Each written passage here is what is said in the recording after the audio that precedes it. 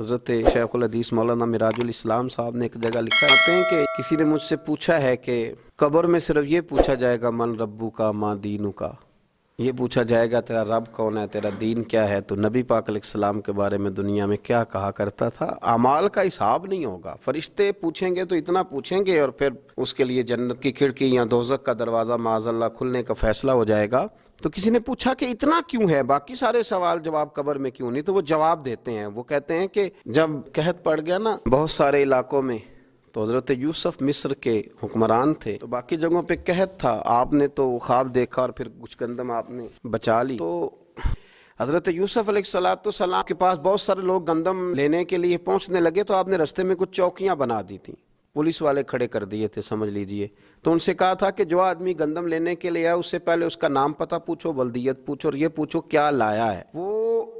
کس چیز کے عوض گندم لینے آیا ہے، پیسے لایا ہے، کوئی اور چیز لایا ہے، یہ پوچھو۔ چوکیاں مقرر کر دیں۔ انتظار تو تھا نا کہ میرے بھائی آئیں گے، وہ آئیں گے، حضرت یعقوب کے بیٹے آئیں گے۔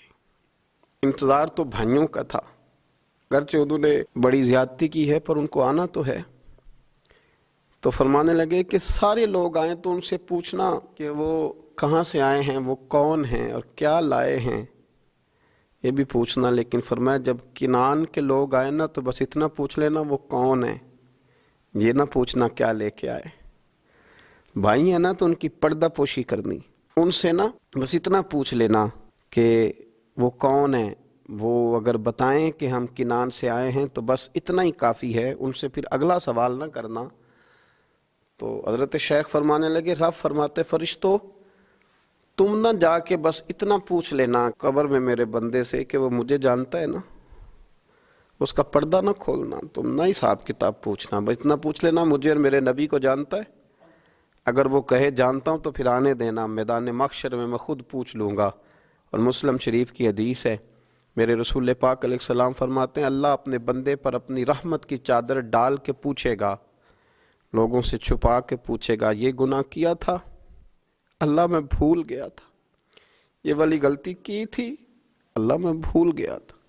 یہ بھی تیرا ہی گناہ ہے اللہ میں بھول گیا تھا۔ فرمایا اللہ تبارک و تعالیٰ اس سے اعتراف کراتا جائے گا، وہ جب اعتراف کر لے گا وہ ڈرے گا کہ اب پتہ نہیں میرے ساتھ کیا ہونے لگا۔ تو حضور فرماتے ہیں رب فرمائے گا دنیا میں نے تیری پردہ پوشی کی تھی، جا آج میں نے تیرے گناہوں کو معاف کر دیا۔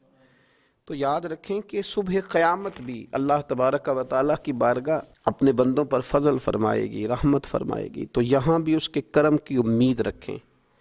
وہاں بھی اس کے فضل کی امید رکھیں